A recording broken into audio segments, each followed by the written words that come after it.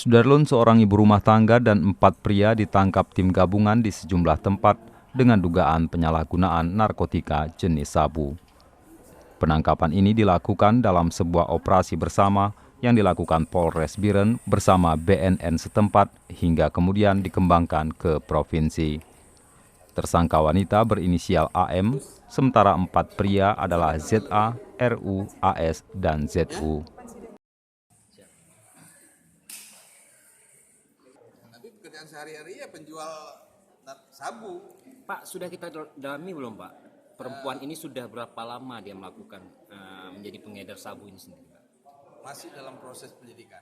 Bersama kelimanya, polisi mengamankan 219,41 gram sabu-sabu, timbangan, HP, serta mobil Honda Jazz. Dari Banda Aceh, Misran Asri, Serambi On TV.